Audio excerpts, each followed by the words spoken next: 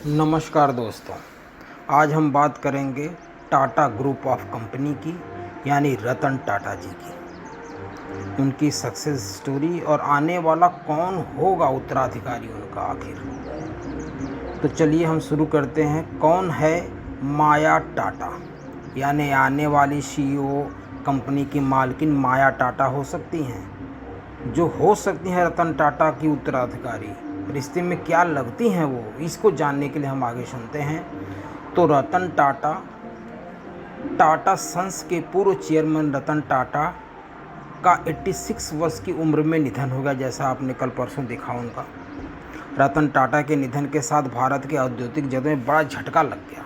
बहुत ही प्रभावशाली, बहुत ही उद्यमी रूप के थे, बहुत सारे अच्छे कार्य किए हैं, बहुत सारे लोगों को नौकरियां, बहुत सारे कंपनियां उन्होंने जनरेट की हैं, बनाई हैं। छोटी मोटी नहीं, हजारों करोड़ रुपए की कंपनी खड़ी की है, छोटी मोटी कंपनी नहीं।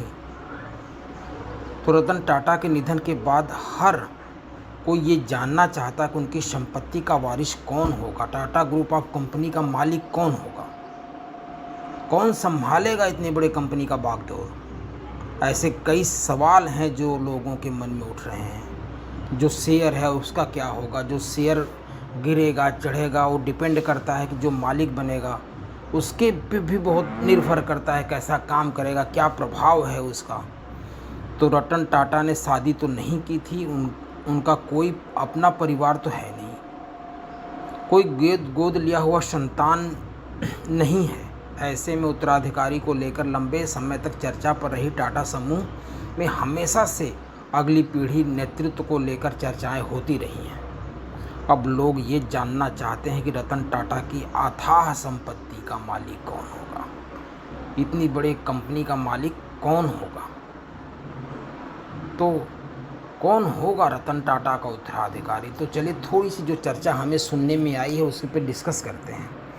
तो रतन टाटा के सबसे करीबी रिश्ते में नोएल टाटा ही एक ऐसा नाम है जो सबके सामने आ रहा है। नोएल टाटा रतन टाटा के सौतेले भाई हैं। यह पारिवारिक बंधन नोएल टाटा को टाटा विरासत को संभालने में महत्वपूर्ण स्थान पर रखता है।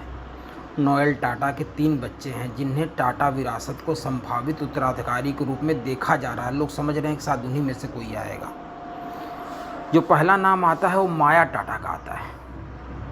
नेविल टाटा, लिया हुआ टाटा, इन तीनों में से लिया टाटा, LEAH, लिया टाटा। तो 3 नाम है, माया टाटा, नेविल टाटा और लिया टाटा।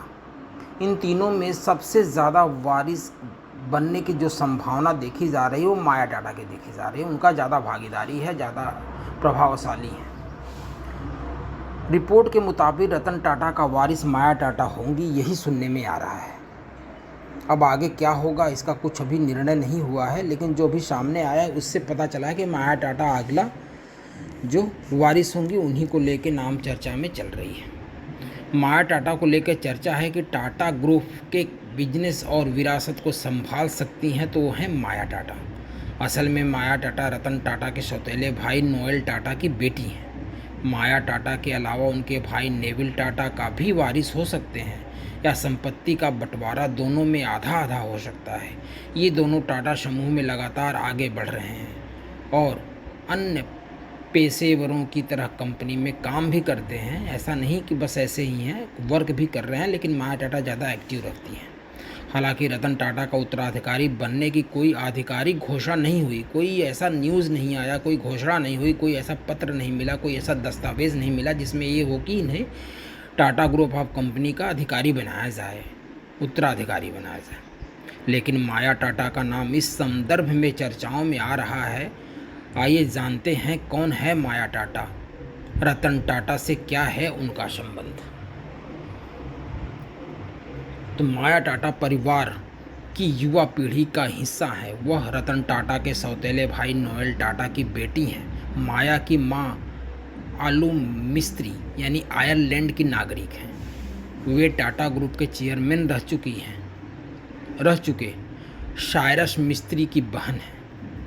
समझा जाता है कि रतन टाटा माया को टाटा ग्रुप की विरासत संभालने के लिए तैयार कर रहे थे।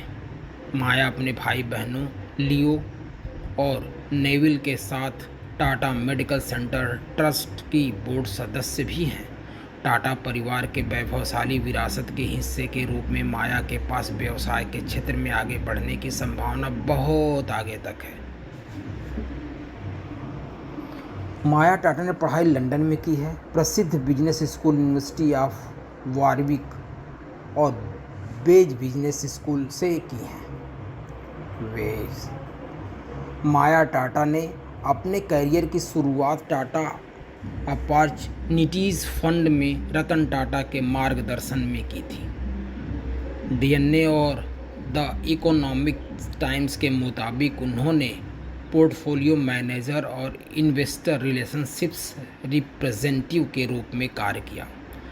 हाल ही में उन्होंने टाटा कैपिटल के साथ काम करने के बाद टाटा डिजिटल में विस्तारित किया है।